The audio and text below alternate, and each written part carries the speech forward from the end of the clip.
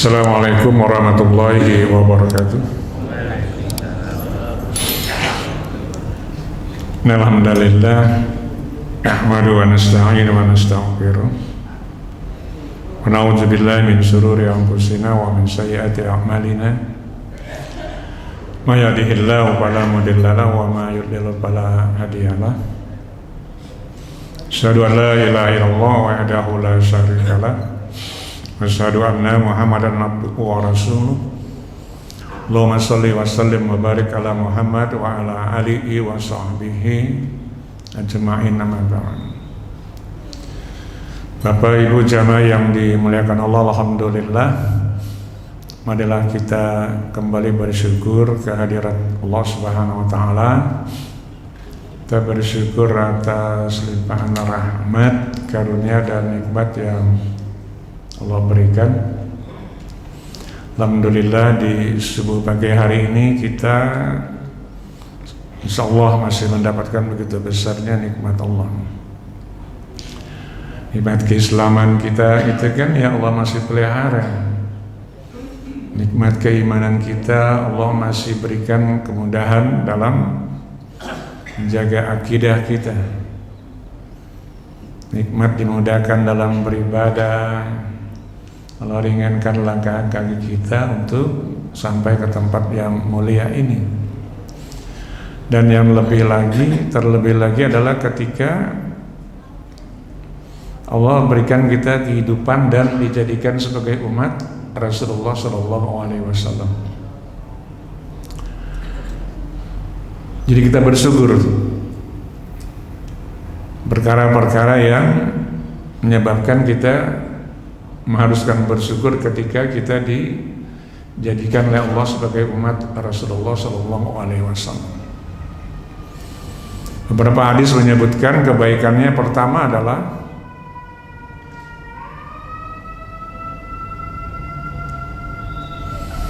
kebaikan yang pertama adalah bahwa ketika ada hadis yang diriwayatkan oleh Imam Muslim, Rasulullah SAW bersabda, sesungguhnya kata Rasulullah, setiap nabi itu punya doa yang mustajabah. Punya doa yang mustajabah. Dan semua nabi sudah menggunakannya, kecuali aku, kata Rasulullah.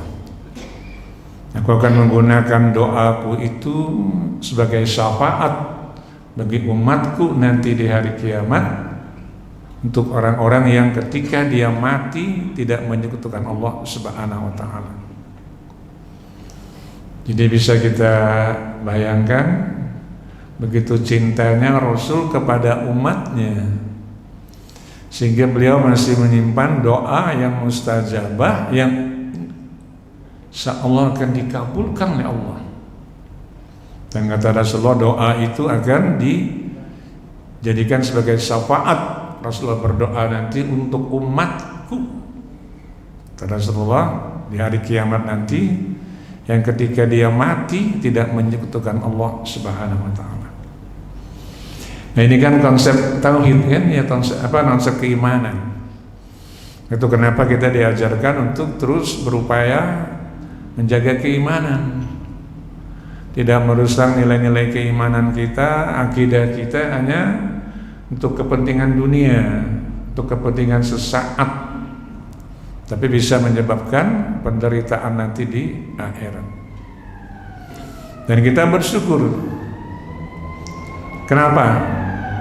Karena ketika iman itu masih Allah tanamkan dalam hati kita, Allah jaga, Allah jadikan iman itu indah, kata Allah, maka Allah akan tambah. Allah jadikan diri kita, hati kita jauh dari kekufuran, jauh dari kefasikan, jauh dari mendurhakai Allah Subhanahu wa taala. Karena Al-Quran menjelaskan dalam surah Al-Hujurat, surah yang ke-49,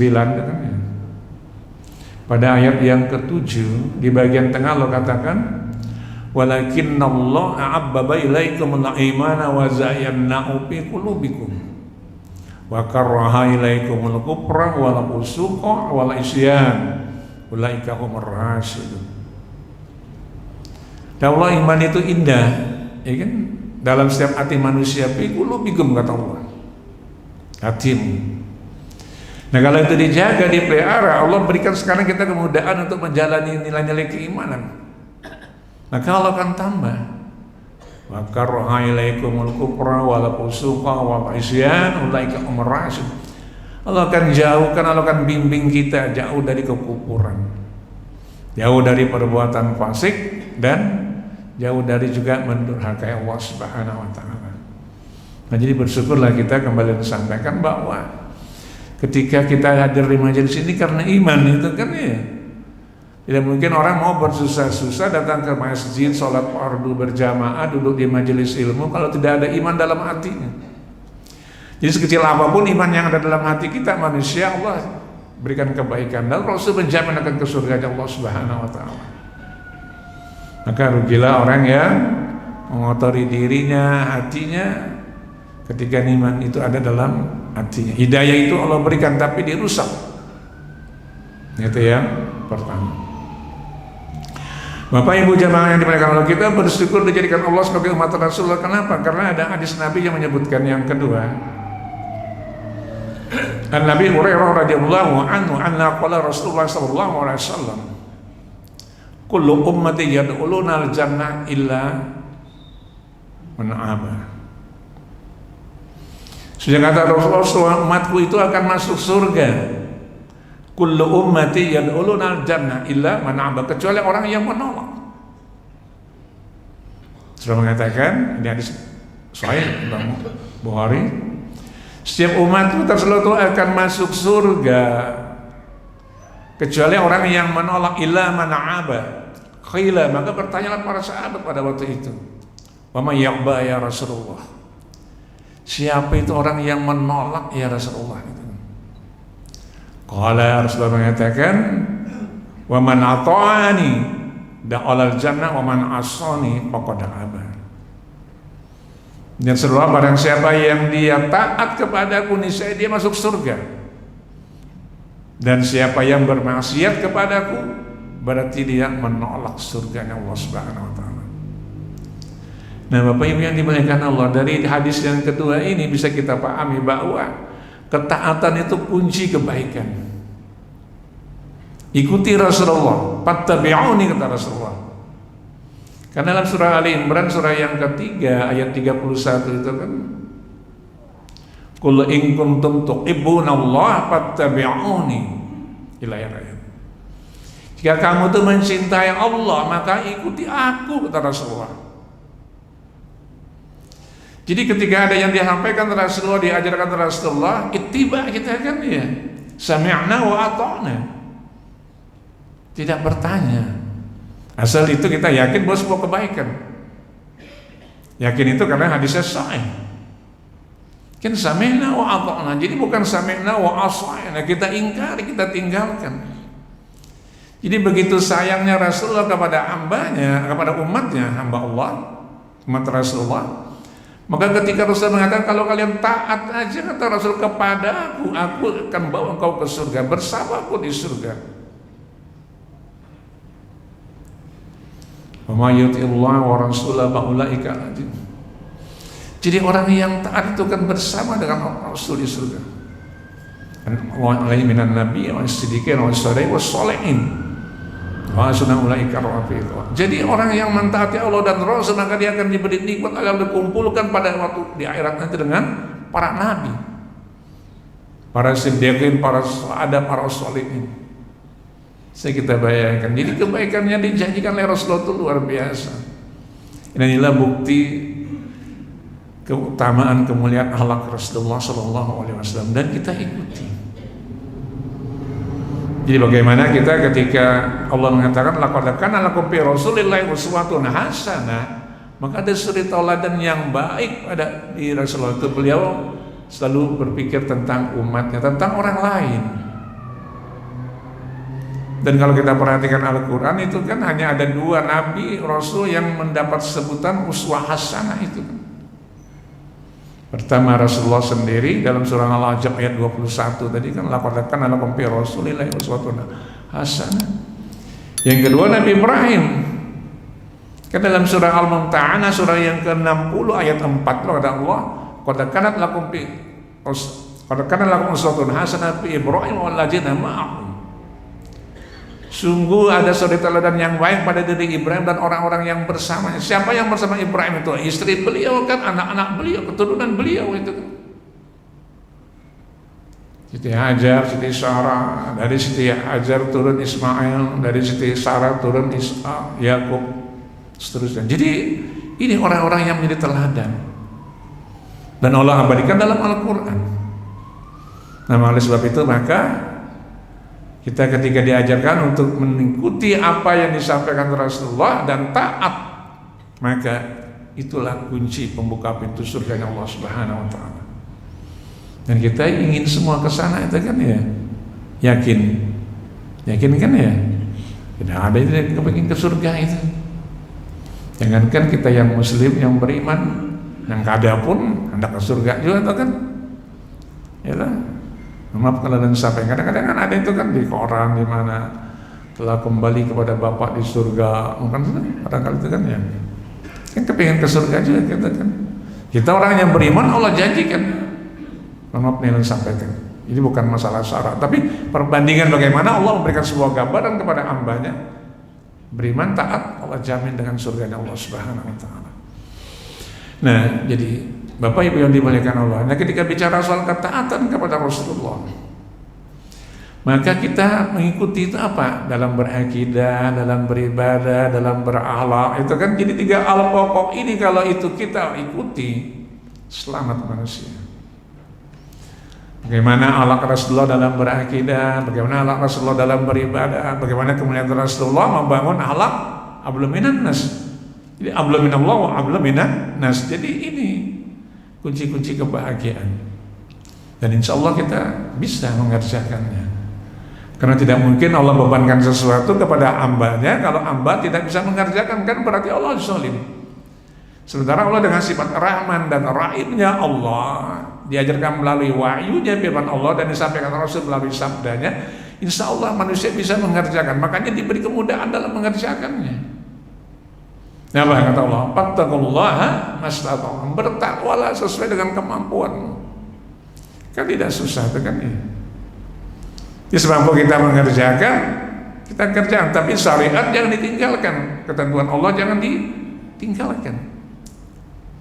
Nah, ini kaidah dalam beragama, ini kaidah dalam berislam. Jadi ketika sudah Allah tegaskan, wa may yabtaghi ghairal islami dinan fala yuqbala minhu wa fil akhirati minal khasirin, jangan ambil lagi ajaran agama yang lain. Kada Allah peringatkan, barang siapa kata Allah yang dia mengikuti mengambil ajaran agama di luar Islam, maka tidak diterima, ditolak, dan di akhirat masuk orang-orang yang merugi. Kan itu kan dalam surah Ali Imran surah yang ketiga ayat 85. Sebagai rangkaian dari ayat sebelumnya, ayat 19 di awal surah Ali Imran itu kan innad dina indallahil Islam. Allah hanya satu yang Allah redha itu. Makanya ketika turunnya wahyu dalam surah Al-Maidah ayat 3 itu kan surah yang kelima, al-yauma a'maltu lakum dinakum wa atmamtu alaikum ni'mati wa raditu lakum al-islam madinah. Maka kita yakin apa yang mau kita dustakan, apa yang tidak kita syukuri dengan ayat itu. Itu satu ayat sederhana dan ayat 3 dari surah Al-Maidah itu bagian tengah Allah. Hari ini telah kusempurnakan untukmu agamamu, aku telah cukupkan untukmu nikmatku, dan aku redha Islam sebagai agama. Jangan ambil yang lain. Nah, Allah katakan dalam ayat 19 dari surah Al-Imran itu kan innad dina indallahil Islam. Dan ini yang diajarkan Rasul. Jadi semua nabi itu mengajarkan tentang tauhid, tentang beriman kepada Allah. Jangan ambil ajaran di luar Islam. Nah, ini kunci kebahagiaan. Ya jangan kita mencoba-coba mengambil sesuatu yang hanya dipahami sebuah kaidah. Oh ini kan banyak aja dulu nama menggawi. Dulu orang-orang dulu menggawi aja. Nah itu kan ya. Karena Allah peringatkan dalam surah Al-Baqarah, saya itu kan ya surah yang kedua ayat 177 ayat 170 itu kan. Wa idza qila lahum tabi'u ma anzalallahu qalu bal nattabi'u ma alqaina 'alayhi aba'ana walau kana aba'un la yaqiluna shay'a wa la yahtadun. Dan bila dikatakan kepada mereka ikutilah apa yang diturunkan oleh Allah, mereka berkata tidak, kami hanya mengikuti apa yang kami dapati dari nenek moyang kami dulu. Awalau kana abahum la yaqiluna syai'an. Pada kata Allah, nenek moyangnya itu tidak mengetahui, tidak paham itu, tidak mengerti, wala yahtadun, tidak mendapatkan petunjuk. Kan Allah katakan dengan nenek moyangmu, kata Allah tidak tahu itu. Jadi kita bahas orang Banjar tuh kan kada paham tuh kada berakal, ada kan ya? Apalagi ya istilah yang kemarin itu disampaikan Ustaz Masudi itu apa? Ikam tuh jalan tuh bungol banar itu, nah itu nah bahasa kasar itu kan. Tapi masih diumpati itu. Nah ini jadi perilaku seperti ini. Makanya ketika Allah katakan dalam satu ayat yang mengandung 3 hal pokok tentang akidah, akhlak, ibadah, dan kita mengaku umat Rasulullah, pembuktian kita untuk taat ikuti perintah Allah, ikuti Rasulullah, maka ada satu ayat dalam Al-Quran di antara sekian banyak ayat yang menjelaskan. Ayat ini berkali-kali disampaikan di majelis ini, rinci hari ini malah sebagai hari ini. Itu pada surah Al-Fat. Surah Al-Fat surah yang ke-48 dalam Al-Quran pada ayat yang terakhir, ayat 29, kata Allah, Muhammadur Rasulullah walladzina ma'u asyidda walal kufari ru'ama bainahum tarahum ruk'an sujada yabtaguna fadlan minallahi wa ridwana simahum fi wujuh asharis sujud ila akhir ayat. Kata Allah, Muhammad itu adalah Rasulullah, utusan Allah. Walladzina ma'ahu, dan orang-orang yang bersamanya, bersama Rasulullah pada waktu para sahabat, dan kita sekarang umat Rasulullah. Ingat ya, kita kan umat Rasulullah, ya, umat Nabi Muhammad sampai yaumul qiyamah itu umat Rasulullah. Ada yang beriman, ada yang tidak, kan ya. Kata Allah, asyidda walal kufar, dia keras terhadap orang-orang kafir. Itu sifat pertama yang Allah ajarkan tentang umat Rasulullah. Dan kita taat itu kan. Asyidda walal kufar, keras akidah ibadah. Ini tolak ukur keberhasilan seseorang di akhirat nantinya. Kalau dia berakidah dengan cara yang benar, dan itu Allah ridha karena dia yakin dengan kebenaran keesaan Allah, ketahuan Allah, maka selamat. Tapi kalau dia masih mencampur adukan dengan Tuhan yang lain, nah ini kan ada Tuhan yang lain selain dari Allah, dan itu disembah, diyakini memberikan sebuah keberkahan, benda misalnya kan, barang-barang. Wah ini karena benda ini, barang ini aku lancar usaha, itu kan. Wah misalnya besi, wasi, apa segala macam. Ini karena ini aku sehat awak. Itu kan meniadakan peran Allah di dalamnya, maka kesyirikan terjadi. Belum lagi persoalan ibadah kan dituntut kita. Coba kalau kita perhatikan satu surah yang sangat pendek, hanya 4 ayat, tapi nilai kandungan tauhidnya tingginya luar biasa. Surah Al-Ikhlas itu saja kita yakini. Baca yakini, baca yakini, baca yakini. Kan ada sebuah riwayat menceritakan ketika Rasul duduk berdampingan dengan malaikat Jibril, kemudian awan itu mendung gitu. Rasulullah bertanya, wahai Jibril, ini apa sebenarnya? Kata Jibril, ini saat ini ada umatmu yang meninggal dunia, yang Allah berikan kemudahan, Allah lindungi. Sebutkan namanya. Kenapa? Kata Rasulullah, karena sepanjang hayatnya dia tidak pernah meninggalkan bacaan surah Al-Ikhlas. Dia baca, dia yakin, dia baca, dia yakin 4 ayat itu kan. Qul huwallahu ahad, Allahus samad, lam yalid wa lam yulad wa lam yakul lahu kufuwan ahad. Katakanlah Allah itu esa, Allah itu tunggal. Semua makhluk bergantung kepada Allah. Allah tidak beranak, tidak diperanakan, tidak ada yang sama menyerupai Allah. Jadi kalau ada Tuhan itu yang rambutnya gondrong ditaruh di dinding, nah itu bukan Tuhan, Tuhan itu punya keunikan, itu kan ya. Tidak ada yang sama serupa. Mohon maaf sampaikan. Ya kan? Kalau ada yang menyerupai, kan bukan Tuhan namanya. patung berhala segala macam, ada benda-benda ini. Makanya kata Allah kan asyidda walal kufar, kalian ikuti ini umat Rasulullah, hambaku kata Allah, kalian keras terhadap persoalan-persoalan akidah, persoalan ibadah.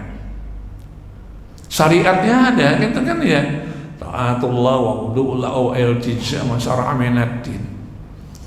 Jadi perbuatan apapun yang dikerjakan karena ketaatan, karena ketertundukan dan itu syariat agama wa iltija wa syara' ad-din. Itu semua ibadah. Jangan cari ulah-ulah macam-macam itu suruh itu kan.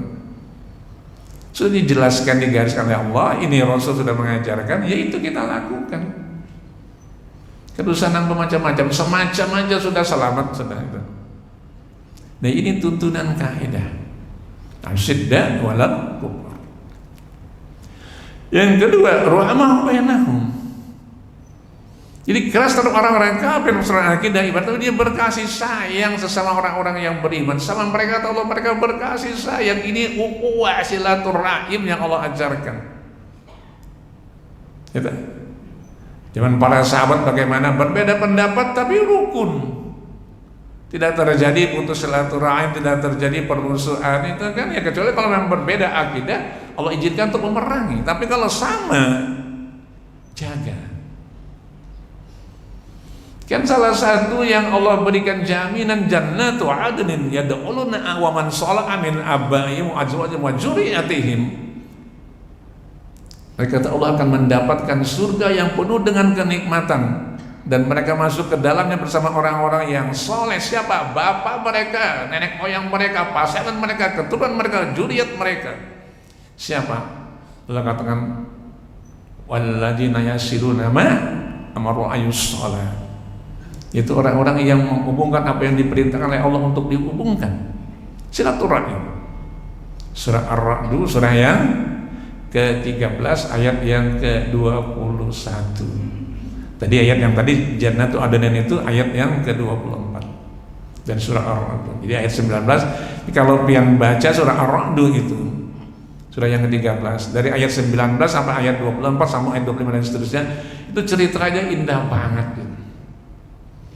Allah masukkan ke dalam surga kata Allah. Pertama, kau jaga janjimu dengan Allah. Yang kedua, kau hubungkan silaturahim. Engkau takut kepada Allah, takut dengan siksa Allah, takut dengan hisab yang buruk. Engkau sabar mencari ridha Allah, jaga salatmu, jaga infakmu. Nah kata Allah, engkau kerjakan itu, engkau bawa keluargamu dengan perilaku itu, kata Allah, engkau akan masuk bersama-sama keluargamu ke dalam surganya Allah Subhanahu wa taala.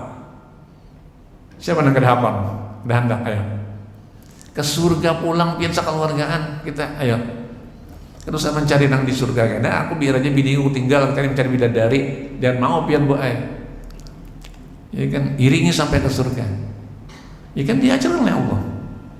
Makanya kenapa ketika dipahami ru'ama ubainahum, berkasih sayang itu termasuk dalam memberikan nasihat kepada sahabat, keluarga.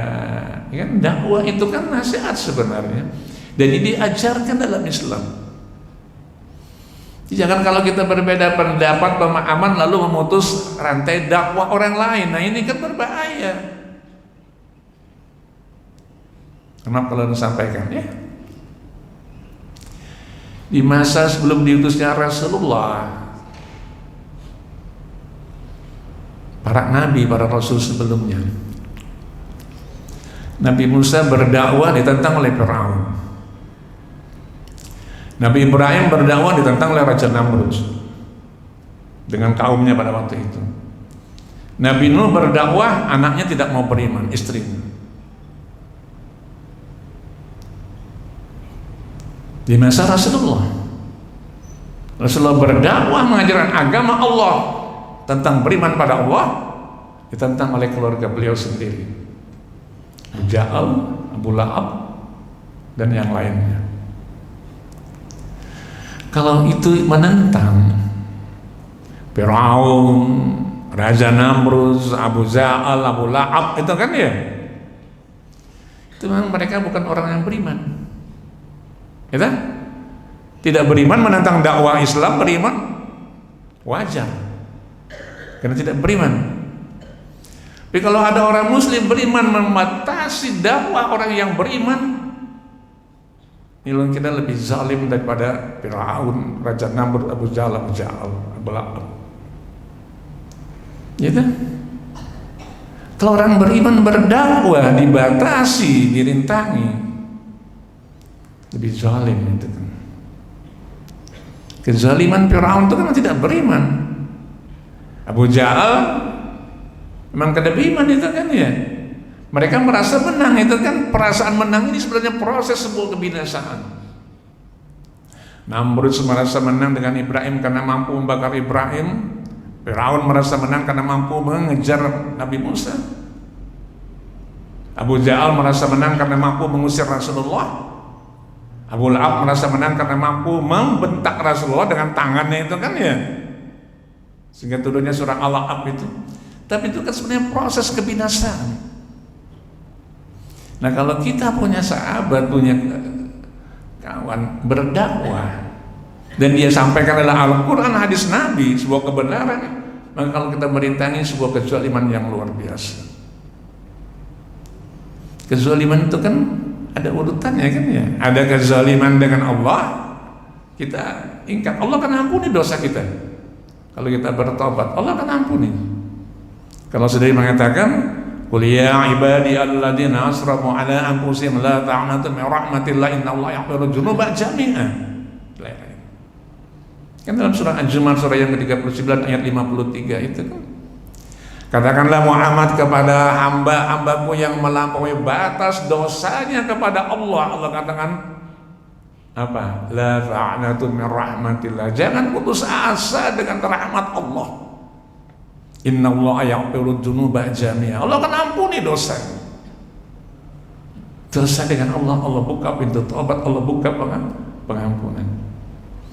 Tapi kalau kita berbuat zalim kepada manusia tidak bisa langsung ke surga. Tunggu dulu pengadilan Allah. Ya kan? Akan ditanya dulu kan. Orang-orang yang pernah dizalimi di akhirat nantinya, dia ridho enggak, dia ikhlas enggak dengan kezaliman yang kita lakukan. Ketika kita memutus hubungan silaturahim karena kebencian kita, bukankah ada orang nanti di akhirat yang terhalang masuk surga karena dia putus silaturahim? Ya tak? Ada orang yang nanti terhalang dia masuk surga karena memutus silaturahim. Karena selalu katakan la yadkhulul jannah man qati'ur rahim, tidak masuk surga orang yang memutus silaturahim karena kebencian lalu dia putus silaturahim. Apalagi sampai merintangi dakwah orang yang ingin berdakwah. Kan berbahaya itu kan ya. Karena kesombongan kita merasa lebih dari orang lain, tidak pantas dia berdakwah. Sudah. Rasulullah mengatakan kan la yadkhulul jannah man kana bi qalbi misqala dzarratin min kibr. Tidak masuk surga kata Rasulullah orang yang dalam hatinya terdapat rasa kesombongan meskipun hanya seberat jari. Ketika ada sahabat bertanya, ya Rasulullah, kayak apa kalau misalnya orang yang berbaju hanyar, baju baru, sandal hanyar itu sandal baru, apakah dia sombong? Maka kata Rasulullah, innallaha yuhibbul jamal. Allah itu menyukai keindahan, Allah itu indah. Innallaha jamilun yuhibbul jamal. Allah itu indah, menyukai keindahan. Al-kibru batru aqwa qamtun nas. Sombong telah menolak kebenaran dan meremehkan orang lain. Makanya al-kibru itu akan mengiringi dua sifat. Al-kibru ala asadu ala khairiz, itu pasti mengiringi dua itu. Tambah lagi al-ghis. Apa? Kalau dia sudah sombong berarti dia pasti dengki dengan orang lain. Yang kedua dia pasti berambisi dengan cara yang serakah rakus, al-ghisnya ada itu. Al-khairiz itu. Jadi itu akan mengiringi dengan sendirinya. Nah sementara tiga perilaku ini yang paling dibenci oleh Allah. Jadi tentang kesombongan itu kan Al-Quran mengatakan iblis yang paling dengki siapa? Iblis juga. Ketika iblis sombong mengatakan anna khairan minhu, diusir oleh Allah dari surga. Iblis dengki ada masih di surga. Ya tak? Al-hasadnya muncul kembali. Dibawalah Adam. Nah Adam ambisi ingin selamanya di surga. Ya tak? Maka terjebak perilaku itu. Nah celakalah semuanya. Nah ini jadi itu yang kita inginkan, bahwa ru'amahu bainahum, kata Allah dalam surah Al-Fatih ayat 29 tadi, ini kalian bangun ukhuwah ini, silaturahim, jaga. Kita tidak bisa mengatakan kita yang paling baik, yang paling benar. Ada satu dalil yang kita tidak baca, orang lain baca. Itu kan orang lain tahu, dan kita berdialog. Makanya kalau ada perbedaan pemahaman itu berdialog, itu yang diajarkan. Jangan langsung kalau katakan tabayun kata Allah, patabayanu. Apalagi kalau yang membawa itu orang-orang fasik. In ja'akum fasiqun binaba'in fatabayanu. Nah, itu kan Al-Qur'an. Surah Al-Hujurat surah yang ke-49 ayat 6 itu. Kalau datang orang fasik bawa berita kata Allah, fatabayyanu. Kalian bertabayunlah, periksa dulu, teliti dulu kebenarannya. Jangan langsung diikuti. Nah ini ru'ama bainahum, dan itu dibangun melalui sebuah kaidah. Di mana? Di majelis ilmu, di majelis di mana Allah ajarkan kita kesempatan untuk mempelajari agama Allah, dan itu yang kita ikuti. Mohon maaf ya, ini harus disampaikan, tidak apa. Supaya kita semua membangun kesadaran kembali bahwa kezaliman itu bukan hanya zalim yang berbahaya itu dengan Allah ampun, tapi zalim dengan manusia. Tunggu dulu pengadilan Allah, dan itu pasti kita akan menjalani, tidak bisa lepas. Ada orang yang teralang masuk surga karena dia putus silaturahim karena kezalimannya. Bukankah ada orang yang terhalang masuk surga karena tidak baik dengan tetangganya? Ya tak? Makanya tetangga itu kan ada tetangga jauh, ada tetangga dekat, gitu kan? Jadi yang jauh dekat dengan yang dekat, yang jauh dengan kita tuh kan bisa dengan seakidah tidak seakidah, itu kan ya keluarga yang jauh. Jadi dibangun itu kata Allah. Ya, kalian sama-sama beriman. Nah kita kadang-kadang di sini rusaknya. Kan kalau kita bicara soal kaidah ajaran agama, kan tidak semua kita bisa memahami. Karena Allah katakan wa ma utitu minal ilmi illa qalila. Tidak kata Allah engkau beri pengetahuan kecuali illa qalilan, sedikit sekali itu. Nah. Jadi ada yang kita tahu, orang barangkali belum baca. Kalau ada orang yang lebih tahu, kita belum baca, kita belum mengetahui. Itu berdialog, itu dibangun di sanalah nilai-nilai kebaikan dalam beragama. Nah itu yang kedua. Jadi lu sampaikan ini kan alaknya Rasulullah. Yang ketiga kata dalam surah Al-Fatih ayat 29 itu, tara berukan sujada yang laguna parlam la warituana. Kalian melihat, kata Allah, kalian saksikan tuh umat Muhammad itu, hamba aku, kata Allah, yang aku sayang itu, rukaan sujada. Mereka orang yang banyak ruku dan sujud. Tara rukaan sujada yang laguna parlam la warituana. Dia mencari karunia Allah dan keridhaan. Jadi pembuka pintu karunia Allah, ridha Allah itu Allah ajarkan perbanyak rukuk, perbanyak sujud. Ya kan? Kan tidak susah itu kan, Allah memberi kebaikan itu luar biasa.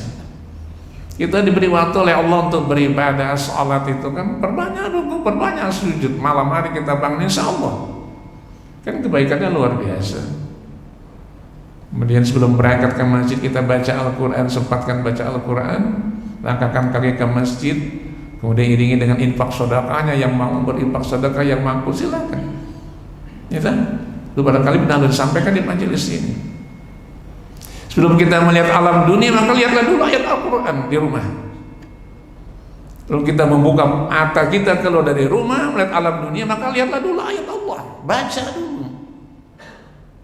Belum kita melangkahkan kaki kita ke tempat di mana kita bekerja, berusaha, berdagang dan segala macam, maka langkahkan dulu kakimu ke masjid, ke tempat rumah Allah Subhanahu wa taala.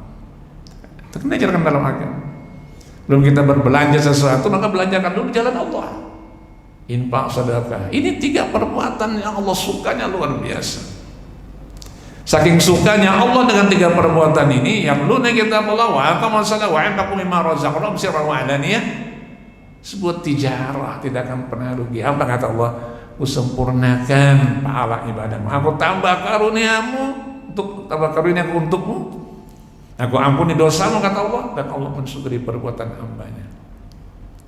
Nah jadi ini loh kira-kira kenapa Al-Quran menjelaskan dalam surah Fatir, surah yang ke-35 ayat 29 ayat 30 itu, ini janji Allah.